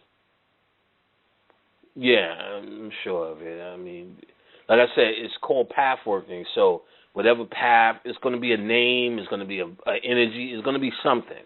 You get what I'm saying? Okay. So when you get this in a day and a birthday, they make it to a path. These 22 paths represent the 22 trump cards on the tarot. You know what I'm saying? So every one of them has a story. Just, like I said, it depends on how much you want to get into it. I will tell you this: every single person I know who deals with spirits, some spirit has told them at one point, "Do not fuck with Kabbalah. It is nothing more than a matrix." Every Sifra is a Malkuth. So it's dimension after dimension after dimension. You'll get caught up in that shit and forget it. But basically, the past is just going back into the soul, right? Getting back into the self. Well, what it is they say that the tree of life is a diaphragm of the universe and the soul. There's 4 levels in your soul. So they're looking at the Kabbalistic tree of life as a picture of your soul, as your soul decoded, which I don't believe to be the case. It's the illusion, it's your interpretation of a soul, just because this places the illusion. If you the QLIPHOTH would probably be closer to your soul if you were able to actually understand the soul. You get what I'm saying? So, in an attempt to try to describe the soul, they'll tell you about the four worlds, the four ciphers, how the worlds interface and break down, how the soul could be on different levels. For instance, there's four worlds. The first world is the world of instinct. The second world is the world of intelligence. The third world is the world of intuition, and the fourth world is the world of knowing. So most women tap into the world of knowing. Like, they could wake up 4 a.m. and be like, something's happening to my son, or something happened to my son. They'll just wake up. They said that's the world of knowing. Of course, we're supposed to be at the world of intuition, which is the third level of the soul, which is you're able to do magic. The second level is where most people are, the world of intelligence, and the third level is nothing but a bunch of inmates who what you say, motherfucker, that type of thing. You know what I'm saying? Okay, got another quick question now. I know last week, week before last, you was talking about the imagination and how it's connected to the subconscious. Now, since I've been getting more and more conscious, I've been realizing, like, if I tell it like a little white lie, it comes true. Now, is that dealing with the imagination and the subconscious, right? Yeah, well, your words magnetize, thoughts magnetize what you want. So if you're exercising the area of magnetism with your mind, then that's what's going to happen. So whatever you're doing it correct. See, the whole idea is your belief. You know what I mean? Believe to achieve. So if you now putting yourself in a position where you believe your words mean something. The word abracadabra means some shit like let my words be so, or something like that. Amen means, so be it. These type of words, because they understood the word was God, and the word was your word was the word of God. You get what I'm saying? So they understood that in your words you can pull whatever you want. So, but because we don't think that way anymore, it doesn't happen. We just think things are random. So once you start focusing your thoughts and get out the randomness of your thoughts, and that's the whole idea of magic. That's the whole idea of sharp tuning and fine tuning your thoughts, meditation, breathing, and all of these techniques. The whole idea of that is so your thoughts are sharp like a laser. And so as a reaction, whatever you speak will start to happen.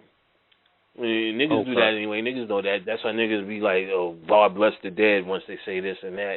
And you say some shit like, let me stop talking about that shit. You know what I'm saying? Because, you kind of know. You kind of know your words, bring, can do damage or bring reality. But so all it means is your shit is working. Okay. All right. Appreciate it. Thanks a lot. No problem, boss.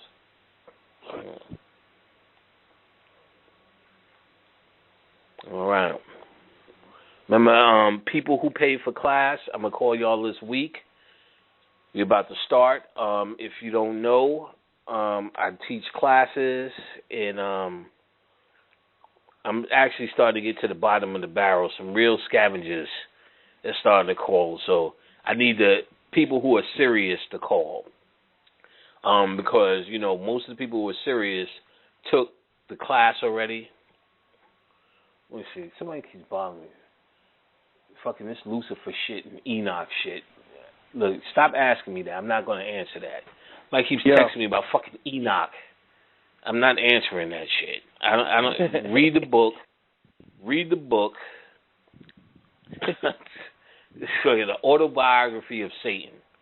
That's where you're gonna get all of that shit. Fucking talking like Enoch like it was a real dude. Did Enoch do that? Who the fucking nobody named Enoch? You know what I'm saying? There's a nigga named Enoch that cut my lawn. You know what I'm saying? I ask him when he come around. So class is gonna start this week, and those if you don't like, I need serious people. People playing around Like somebody paid for a class, then cancel the class because I didn't come on Alim's show last week. Like, what the fuck you think? I died or some shit? It's like come on, this is ridiculous. This is a waste of time. So you know, if you're serious about this class, I don't even want that person in my class. If you're serious about the class, I'm interested in teaching serious people some shit. This is life-changing shit that I teach. This ain't no fun eBay shit. You know what I'm saying? Y'all losing track of who the fuck y'all fucking with. Y'all hitting me up like it's eBay. You're sending me fucking emails that takes like fucking 20 minutes to read about fucking nothing. Why there holes in your sheets and all the rest of that. Enough of that. You know what I'm saying? I'm not going to answer it. Don't even waste your time. Well, I'm interested if you're going to ask a question, something that's going to be changed, something that's going to change, and something that you can't find out yourself. Or give me something. You know what I'm saying? I want to hear rants about your fucking story on how you feel about white people. I have enough email. I don't even feel like answering the ones that I have now. So, you know what I mean? Don't even waste your time. I know there's a lot of new people. Y'all better listen to my old shows. Because, you know, I've been real nice lately. But y'all better listen to my old shows. I'm going to start getting funky again. So stop sending me dumbass emails. I don't give a fuck if you didn't take your medicine or what medicine you should take. I just don't give a fuck. This shit is all about science and study. If you're not willing to study and do your own science, I'm not willing to do it for you. I'm going to tell you that right now. Well, again, we're about to start classes. You interested in classes, send me an email, panicpack@hotmail.com. If you're flirting with it, leave me the fuck alone. Of course, there's herb packs. The book is coming soon. We got baths, all that stuff that you need to help you transform. This is not just for me. This is shit that will help you transform. This herb pack is for your pineal gland. This herb pack will help you go to the next level. I get email after email of people saying what this shit has done to change their life. Everything from not smoking to make your fucking urine yellow or whatever the fuck it is you're trying to do, this shit does it. You get what I'm saying? This shit does it. You know what I'm saying? If you want Bobby updates, go to my group, join up, and you'll find out all the updates you need to find out. So, again, panicpack@hotmail.com. Serious inquiries only. I'm ready to go back to fucking work. I'm so tired of you niggas. I ain't gonna lie. So, stop wasting my time with all of these bullshit damn stories and goddamn scams and schemes. I'm not paying attention to none of that. I read a line of that shit and delete it. What I'm gonna start doing is when you send me these goddamn bullshit emails, start putting them up in my group with your goddamn email in there. So I guess that'll make y'all niggas think. Niggas start emailing you on that bullshit.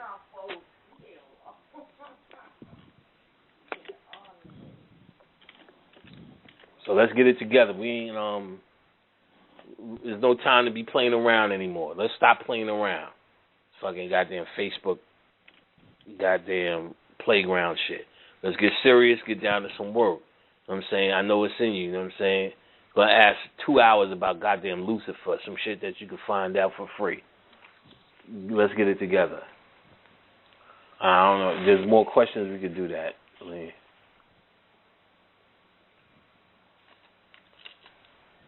Yo. Panic. Yeah, if there's more questions. Yeah. You hear me? Yeah. Yes. You can Panic for real. You can hear me right now. Yeah. Who's this? Yo, this is iGuard. I can't believe this nigga Alim just put me through. I've been live on the air the whole time. You stupid. Listen, I'm back. I'm glad you back.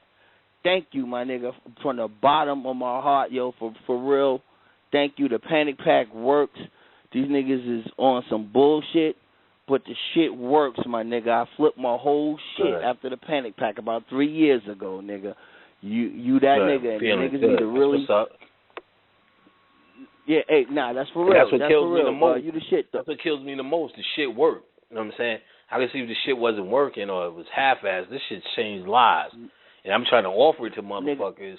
Motherfuckers just hit me like it's eBay. Some nigga just returned the sender. I'm sitting there like, listen, I'm getting when you nailed back on and shit, you know what I'm saying? I'm saying, I don't know if like, you remember, cut off when your nose to spite your face, I should blow his fucking name up. And listen to this shit for free all day, I'm sure. You probably in here now. Yeah, this shit works, I'm man. saying. I remember you was, I had more of a statement. I've been working with the tarot lately, and funny you said the Book of the Law. I got this shit sitting on my desk right here, and I was fucking with the tarot, but the first time, like a OTO, a old school, old cracker OTO chick gave me a deck, just gave it to me on some shit, and she handed it to me, and I dropped them. The cards was big as fuck, right? And the fucking card that fell out was the Hierophant, right? So and then I opened the book that she gave me, because she gave me the book to go along with it, the Book of Thoth, with Tahuti on the cover. And I got a Tahuti statue in my crib. I been had it, and she just gave this shit to me out the blue. I was like, damn. So, all right, this is, man, listen. The deck been on point. The readings, I've been doing readings just on some whim shit. But I keep on popping up into the fucking Hierophant. So I was like, what the fuck? So I did this research on the Hierophant. And I looked at where it was on the chart. The shit was at, what's this shit again? Chakma. It was actually, all right, all this to say that your shit work, B, and people needs to do the work when they get the messages and the fucking signs, and stop running around and asking everybody, what does this mean and what does that mean, and all this shit. You get the signs to you in every Right, it's there for you. Day. It's your shit. It's not mine. This is your shit. So I don't have the damn copyright on it. Motherfuckers could tap into this shit easy, but they so religified that they want somebody to tell them that's right. They want to fucking these niggas need a leader when they supposed to be the fucking leader in their own communities, in their own household, and they looking for some other nigga to tell them what to do and do their own shit. Right. And I'm just, I for real, man, I love this dark side shit because it allowed me to explore my real true self. But the fucked up part is that I don't want to murk these niggas, like really milk them, because they want a leader so bad you could juice their ass up on any fucking thing. Right. You could sell them all kind of shit. If I wanted to be that dude, oh my goodness. I know, son. Be fucking I know, son. It's like that's the listen, honestly, part. for real, Panic, I stopped listening to you because I felt like you got soft for a minute. You stopped bashing on niggas. I was like, you need to bash on these niggas some more because they on some bullshit. Yeah, it's like it's almost not worth it. You know what I'm saying? Before, like, I was whipping motherfuckers in the shade because motherfuckers was going somewhere. Now niggas niggas on YouTube themselves to fucking nowhere near. Patty, what are you straw it for? What's ice for? Like, why is water wet? Like, nah, nigga, y'all niggas need to come harder. Know what I'm saying? Yeah, word. I'm gonna beat my own chest real quick, Panic, and this is really only a testament to really what you opened up in me. So I'm gonna just tell you what I did. Like, I knew the Trayvon Martin shit was a mass ritual, right? So I did some reverse shit. I did a reverse ritual during that shit, and I successfully channeled his energy. And he wanted me to go at the crackers. He said he ain't even fuck with white people like that at all, and he was trying to bang on that nigga. So I wrote a song that was real rah-rah. That was real rah-rah, you know what I'm saying? And then I was in that moment, right? So I started a petition, because I was on all of this watching all the old slave getting beat, all of that shit. Just it had me on some other shit, right? So I started a petition to change the name of a school here in Jacksonville that was named after the first leader of the Klan. And in like 3 months, the shit got 177,000 signatures, and they fucking changed the name. I did that shit on some literal reverse ritual shit. So they took the slave, his name was Nathan B. Forrest. They took his name off the fucking school, and they changing it to West Side High. These crackers is mad as hell, B. And this shit was funny. And I did it on some reverse ritual shit. That's what I'm saying. You can play with it, but if I'm going to play with it, I ain't going to bash on my niggas and milk my people. But at the same time, niggas got to eat, you know what I'm saying, for their fucking work. Because you do all of this work, and you really only want to look out for your fucking peoples, and niggas don't even want to break bread no kind of way or show no kind of fucking support for the work that niggas put in. You know what I'm saying? So I commend you. Props to you, B. It's good to know that your shit works, and I'm a success story. I'm a follower from day one. Glad you that nigga, P. P. Doing work, kid. If anything, I'm glad to see anybody do anything, kid. Besides just ask questions and shit. You know what I'm saying? Ask fucking questions all like the you time. can answer yourself. I mean, I get the question concept, but some of these questions could be answered yourself with a little bit of elbow grease. You know what I'm saying? See, I don't hear. I hear people saying, "Panic, what's the answer?" instead of saying, "Panic, where can I go to find this out?" That's a whole different energy. If somebody's asking me, "Well, I want to find out about Lucifer. What could I do next?" You know what I'm saying? Boom. Then we could talk. You're like, what does that mean? I don't fucking know. I don't care. You know, this shit about I don't even care about. You know what I'm saying? If you care about it so much, then that's where your energy. You should care about it enough to do the fucking work to find out what it means instead of running you should around care about it enough. Right, you should care tail. about it enough. Right, to at least go to fucking Google. You know what I'm saying? Right. You care about it enough to do that. You know what I'm saying? I get it. Sometimes it's a right. Like, we dealing with a specific subject here. You know what I'm saying?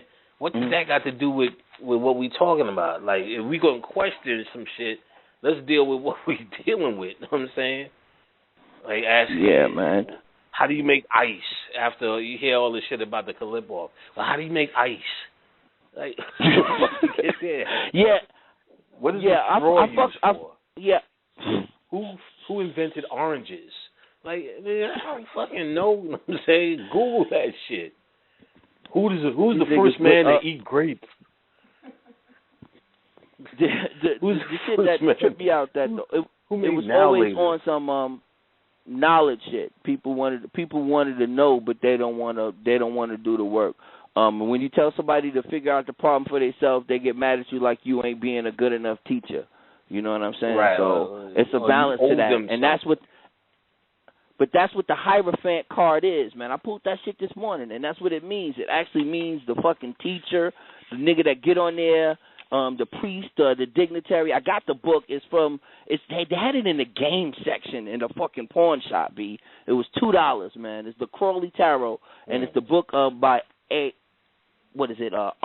Akron, Hadjo, and Basniff, and it breaks down every fucking card in the deck. It gives out all of the Hebrew letter it comes from, the fucking position in the tree of life, the number, the Sabbath, the ritual associated with each card in the Crowley Tarot deck. So that shit was dope. Excellent. When I looked up the shit on the Hierophant, I knew that you know, being somebody out there to speak to people is something a little bit different. You got to do some shit. So everybody ain't called to do exactly what you're doing right now, and what a lot of people see themselves doing, but they don't have the ability to teach nobody nothing because niggas is still all learning our damn selves. Right. So, I mean, I just wish, I understand, because we call, we ask for questions, but we got to also be willing to take the initiative as studiers to we need to understand the level of questioning we're asking and in the angle of how we're asking these questions. Are we asking these questions to further our research, or are we asking these questions because we refuse to research? That's really what it comes down to. So what I hear is a lot of we're asking questions because we refuse to research. We want a free, cheap, easy answer. So that's why motherfuckers come for a tarot card reading. And you tell people who are doing work, and when they ask certain questions, you can tell it's to further their work. You could tell they may have hit either a stumbling block, or they want to further something that they're doing, and that's what in my opinion, that's what I'm here for, to help you along the way. If I've gone through it, advice based upon someone who considers himself a strong researcher, and other than that, but I don't want to control your life. If I want to control your life, I need to come up with more money then. If you need me to control your life, you need to come up with more money then. That's what's real. Goodness. If you want me to control your life, you need to come up with more money then. Because I have enough trouble with my fucking stepsons. So if you want me to control your life, you're gonna have to come harder than a fucking herb pack. But the good news is I don't want to control your life. I want to empower you. So yo, Panic, I'm what's talking up to you with like the this, fucking so book, though? Empower yourself. The book, somebody's my nigga. finishing up the editing now. So she just sent me a chapter. We got 2 more chapters. Then it's gonna go to formatting, and then that's it. Putting it out. It's at the point now. I can't wait to get this fucking book out because I'm tired of everything the fuck else. So it's at a point now. It's all about this fucking book. That may be my exit strategy in this motherfucker. I'm telling you. Hell yeah. I know what you're saying about you got to go through Doc to get out, man. I always felt like this was my last time to be on this trip through this motherfucker. You know what I'm saying? I always felt like the Christ. I always felt my mother's name was Mary when I was little. So, you know, I always felt like I was Jesus, my damn self. You know what I'm saying? And I had to go do this shit. No doubt. Right. I had to go do this shit my damn self. So it was. I felt like I felt real connected to everything you were saying, and it's not just a feeling. It's more of when you translate that shit into action, B. And I think everybody would be best suited to try to do some shit. If it's just lighting a fucking candle or tossing a rock around, saying over to Allah. That's the funniest shit. I was gonna say that's the funniest shit. That is probably the greatest feeling in the world to have a conscious victory. I've never felt nothing more exhilarating than doing something and finding something out consciously on my own. Right. Not this one or that one said. That's the whole point of this shit. You know what I'm saying? I would hate to be telling motherfuckers shit just to rob people of the process. You know what I'm saying? Mm-hmm. That's This is your path. You came down here. What the fuck are you come down here for? To listen to me all day? You came to hear, share, and then do your own shit. You know what I'm saying? Hey, you're right. Can I ask you one of the bullshit questions, though? Panic, for real. If Alim is on, or anybody can answer this question. It's a bullshit-ass question, but I haven't been able to find a lot on it. Is what was Tahuti's relationship with Ma'at? I mean, I could look on the metaphysical and see that the written law versus, you know, the more higher law going on with Tahuti. Well, as far as, I like, mean, the conscious this way. Tahuti represents thought, and she represents the balance of the left and right brain. So it represents balancing thought, the left and right brain. So they are marriage. They're actually that's one of his indeed concepts. they are married, because that's the other statue that I one of his listen. I come up on all my statues. Mm-hmm. Who? Yeah, he's also married to Sachet. Yeah, which I mean, it's not holy matrimony like they're talking about. Like niggas think about it in the church, but that he fuck with her. Right, you just talking about how their union is. So Tahuti is just another version of Osiris.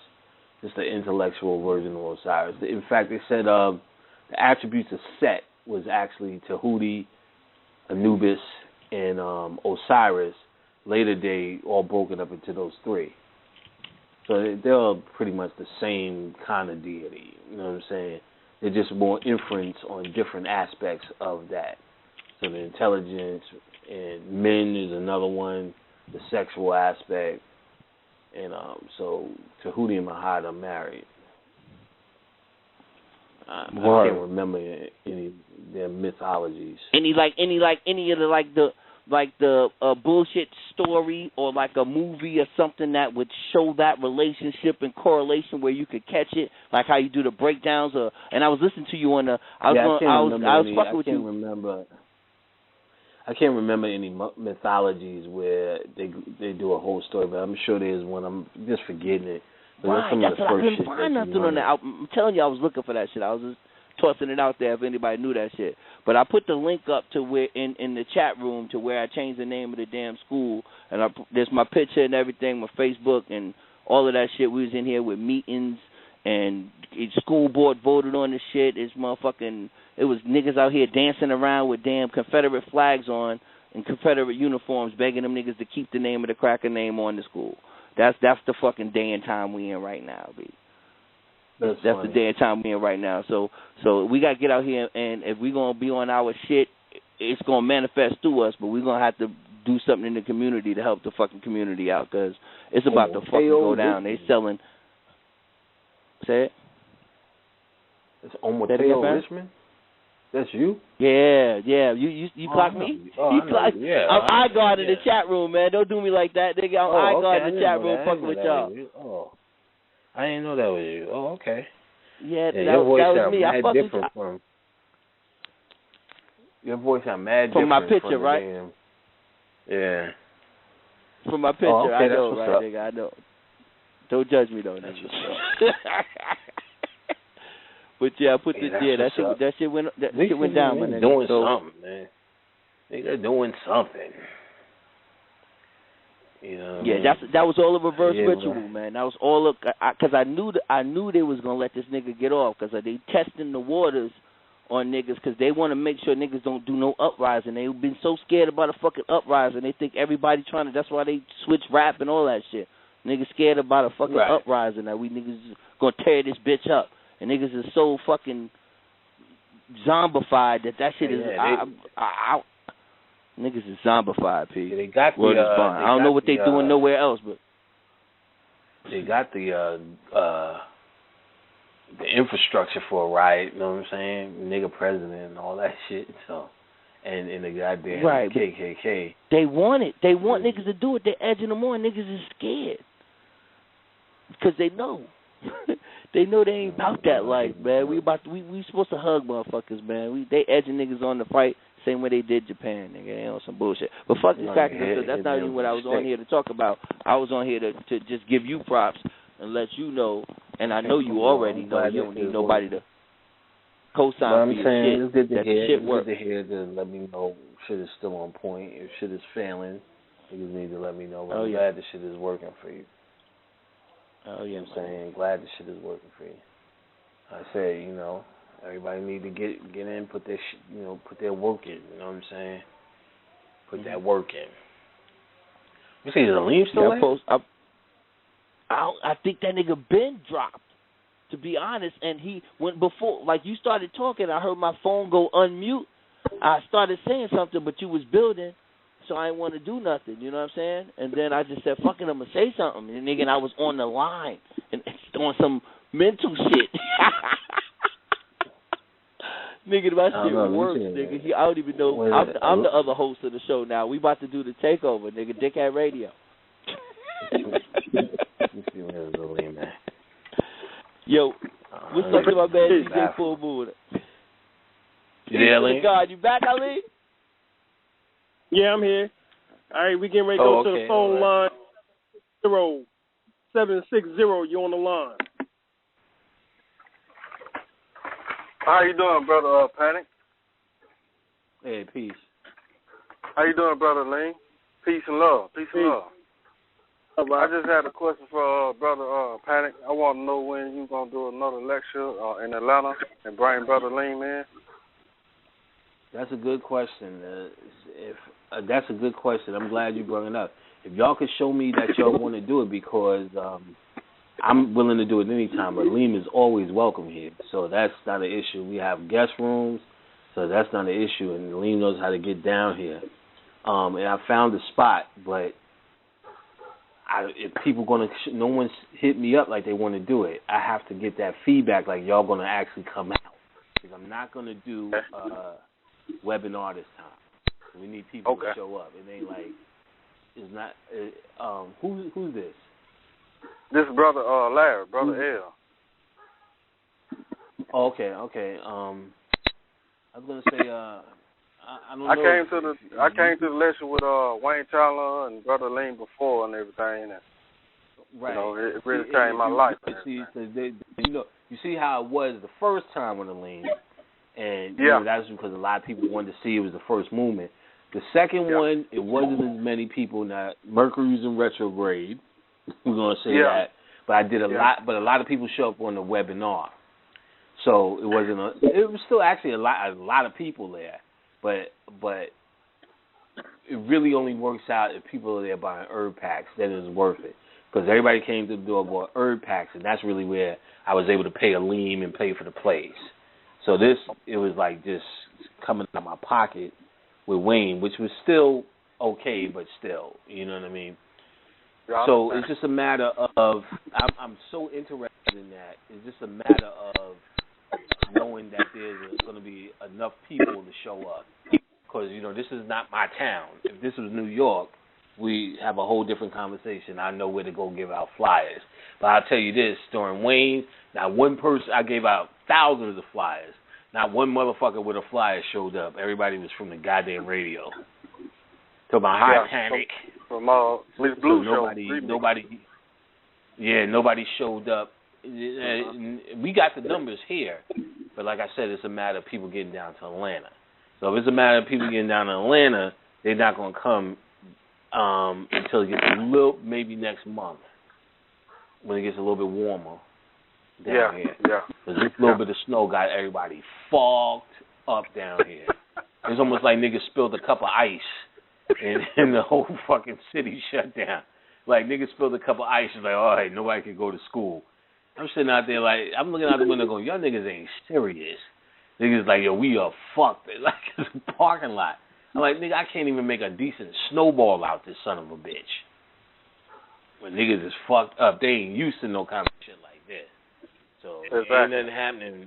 We can't do it during this time. But I'm real interested in that. You know what I'm saying? That was probably one of the best lectures in a while. You know what I'm saying? I really enjoyed it. It changed my life. Good. Yeah. Lean shit is, boy. Lean dropped the sign. Fire. You know what I'm saying? And he went for a long time. And so this spot is actually better. It was less, a little bit bigger, and I think we could rock in there for a little bit as long as we want. Even though 8 hours is a long fucking time. So it was a good spot for a good price, and I'm sure it's still available. But it's a matter of me knowing that there's a movement. So if y'all want to lean, just send me an email. Send me an email and say, look, I'm willing to come. I get enough people who email, then I'm gonna set it up. I would definitely love to do a lecture with Alim. We were just talking about that the other day, as a matter of fact, because he did the last election. He hung out at the crib. She was like living in a hippie commune, yo.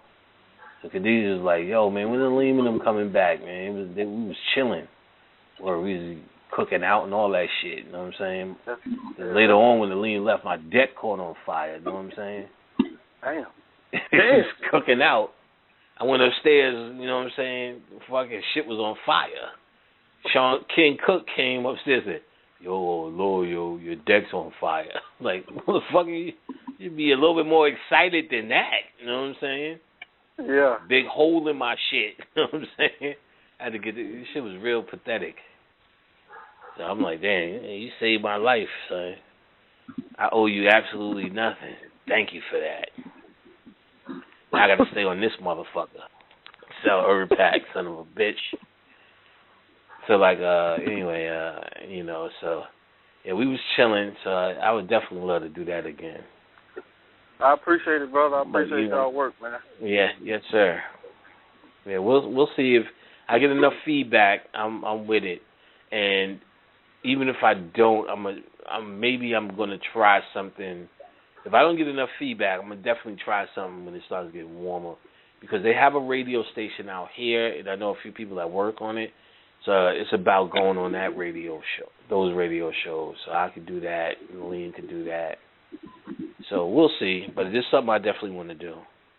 Okay, and I play my role and just try to motivate the people some. And yeah, if you could do that, you know what I'm saying, then we'll work something out and figure something out and have you connected, in some sort of way if you can make something happen. Okay, I appreciate it, brother. Figure something up. All right, brother. Peace. Peace. All right, we got area code 347. Area code 347, you're on the line.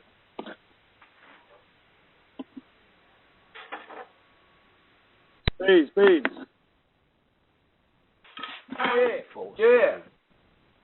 Yeah.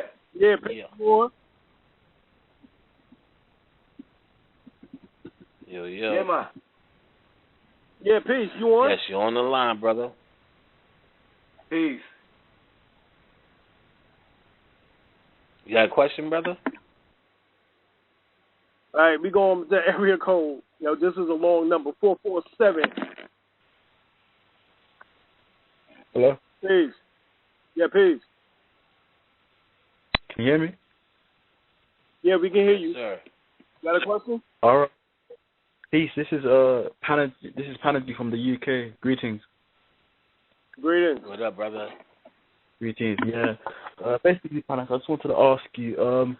You see, when you say that you talk with spirits like Michael Jackson, Rick James, and all that, yeah, do you talk with them in their physical form or through feeling, if you know what I mean, or through symbolism, through dreams? Oh, okay. Through,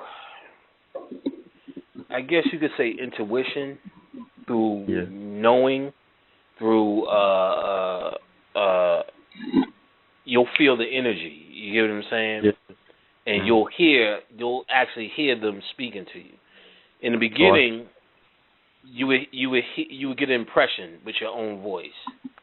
Then the more you brought into it, you would actually hear like your thoughts speak out of turn.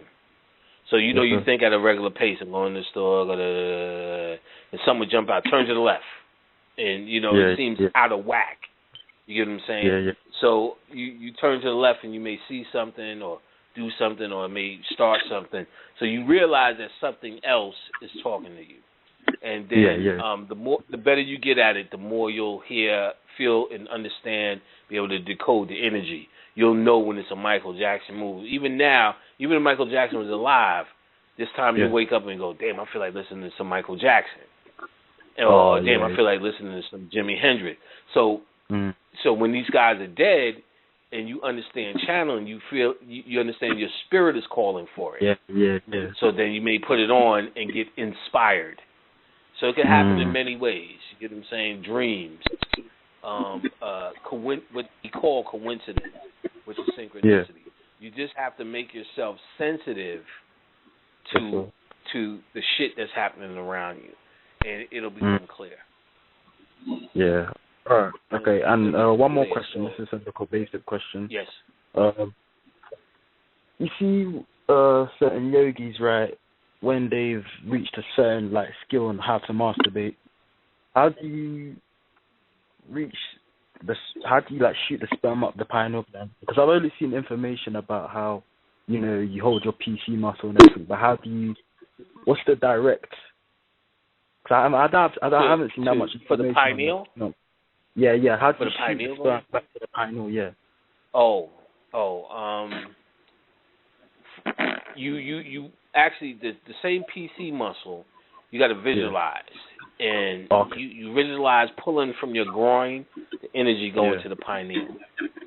And actually, that technique is in a book called Cyclomancy, a book that I sell, and they talk about the brain horns, how to build up energy in the back of your mind.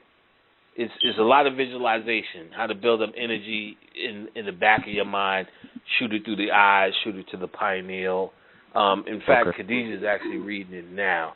So it's actually a technique, but it's visualization, but you got to pull from your groin. But you're not just flexing the PC muscle, you're visualizing it that as you tighten, you're shooting a spark up to the back of the brain. And you'll start to energize the sperm. Now, the sperm also has a path from the pineal to the testicles anyway, through your spinal fluid. And so what you're pulling up actually is what they call solar phallic energy, not the actual liquid, but the energy that gets the woman pregnant is actually what you're holding on to. So if you do it enough, you bust all the that you want. Repeat that. Solar phallic energy? Solar phallic energy. So it's the light that's on your sperm. Yeah. The light in your sperm is actually what gets the woman pregnant. So you get good, you can retain your light. See, I could bust off all day and still run a full court. You get what I'm saying? Because I'm not using my light. I'm not releasing any light. I know how to keep it in the mind. You get what I'm saying? The idea is you build all the light in the mind, and then when you want to have a kid, you release that light and have a genius. And that's all through thought. Say it again? That's all through thought. Is it all through the mind? All through thought. All from, what's the word? Thought. Like, so cephalic energy comes from thought. From the mind, basically. I'm not sure. Well, like I said, there's plenty of tantric techniques. That's one that's worked for me. There's plenty of tantric techniques, but the idea is that you're reserving your energy.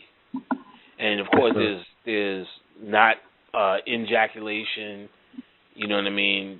Alim teaches tantric classes, so there's plenty of, you know what I mean. There's plenty of techniques. Depends on, I guess it's just to be about what floats your boat. As a magician, me, I wasn't into no shit and into wrapping my dick up in no rubber bands and none of that bullshit. I was strictly into and it depends on how strong your mind is. I was strictly into using my mind to reserve my energy. And I was able to make it work for me. You know what I mean?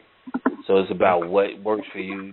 Anything my Montauk Chia, you know, I'm cultivating the male energy and all of that stuff. You know, he teaches you techniques, how to hang your nuts off the edge of the chair and do the PC muscles. And it's always something. You know what I'm saying? Yes, sir. So, I hear you. You know, you're just researching that area, and so you'll find something that works for you. All right, brother. Well, peace to you, lot. Oh yeah, and just compliments. I did that Ganesh ritual. I'm not gonna lie, I was expecting money, but instead of money, I was in the studio making my house music, and then after, I actually ended up randomly coming up, like, making a fucking, you know what I'm saying? What happened? Basically, I did the Ganesh ritual. You know the Ganesh ritual where you put it in the bath and you put powder. And I'm not gonna lie, I was expecting money because, you know, I'm trying to build a home studio and I'm 18 and that. Then after, I'm waiting. The day that I did the Ganesh ritual, I went into college normal day, went to the studio, and then after, I ended up producing, I ended up producing a fucking banger, which I believe that's gonna sell by accident. Excellent. So, you know what I'm saying? So, that Ganesh ritual, that shit ain't no joke. About 2 other people emailed me about some check shit. You know what I'm saying? I just got this check and insurance money and this and that. I'm like, that motherfucking ritual is some shit that works. Trust me. You know what I'm saying? That's some shit that work. I ain't never seen a ritual work that easy. If y'all niggas don't know, what you do is get your Ganesha statue and bathe that shit in curry. Give it curry, make it a curry party. And those 2 combinations, whatever it is, some shit happens. Some shit happens. And you know, you gotta tell them people tell them niggas that are a little bit wacko. The statue does not have to be expensive. Just get you like a $5, you know, I'm $2 one. You know what I'm saying? You gotta tell them niggas, you know. Exactly. Doesn't have to be expensive at all. Yeah. And if you can't find a Ganesha elephant, all you need is an elephant. Which you can find at a China shop. That'll substitute. And man, believe me, that shit work. That shit work miracles. You ever broke one, put that shit in curry and just go for yours. Definitely. All right, thank you, there, man. Have a good night, man. Have a good night. All right, bro. Good luck with your music business. Thank you, sir. Thank you. Bye. No problem. All right, we got area code 347. Area code 347. You on the line? Hello, my name is Alex Raphael. I just wanted to say what's up. And Al, what up? Oh shit, what up, Al? Good, man. Yeah, you switched me over real quick over the last time. I'm like, oh, man, I should have talked faster, so I just want to, just do that. This is my man. I talk about Al all the fucking time, yo. Remember I tell you that story when my man fell off the bus? Oh, man. What's going on, man? My man put on the router on the back of his neck and dropped his fucking computer. So y'all know I ain't lying. This shit happened. You know what I'm saying? He was working his whole shit, blew up, and he fell off the bus. That shit was funny. Al, what's going on, bro? I'm glad you're listening. Good, man. Yeah. I just wanted to let you know I'm with you, man. And every time I tune in, you hit it right on the head, man. I ain't even got a question. I just, just a matter of presenting myself as another example of your meddling. You know what I'm saying? But other than that, I'm just living. Al's my man. And everything that you got me messing with just has me busy, just has me doing it, because it's always turning all of this light into the expression, because, as you can tell, I was never really a savvy nigga, you know what I'm saying? So I'm always dealing with that aspect of myself, so I'm just like trying to find out the best way to express. You was always getting down with me, like you would always fuck with whatever I was fucking with at the time. Yeah. Well, so, that shit was straight. First World Order Radio, finally, we are on the air. No doubt. All right. There's always going to be somebody in the building on First World Order Radio. We get on into some of that order consciousness tonight. First World Order Radio every Wednesday, 8 p.m. We got to talk about what is taking place on the planet. There's always going to be somebody in the building on First World Order Radio. First, we need to let you know we're going to be doing more shows, giving out more information on Wednesdays. Wednesday at 8 o'clock, we are now going to make this the hottest day of the week. Preceding others in time, order, importance. The most prominent parts, voices, or instruments. Earthly state of human concerns in existence. An indefinite multitude, quantity, or distance. System regulates to bring about specifics in the group based on value and natural characteristics. Current radiates electromagnetistics of sound through the air, same as your thoughts transmits it. Preceding others in time, order, importance. The most prominent parts, voices, or instruments. Earthly state of human concerns in existence. An indefinite multitude, quantity, or distance. System regulates to bring about specifics in the group based on value and natural characteristics. Current radiates electromagnetistics of sound through the air, same as your thoughts transmits it. You need to understand how magical this, something like this every Wednesday can become. So you need to start getting your calendar right, get your schedule right. You need to know our intention straight out. All right, so these clues are given throughout the various languages was to piece the puzzle of this ancient mystery school back together again. And what we plan on doing, both of us, is bringing y'all some surefire dynamite. We're going to take this level up a notch. We're going to have stuff to do here. This is not just going to be about philosophies and theories, shit that works.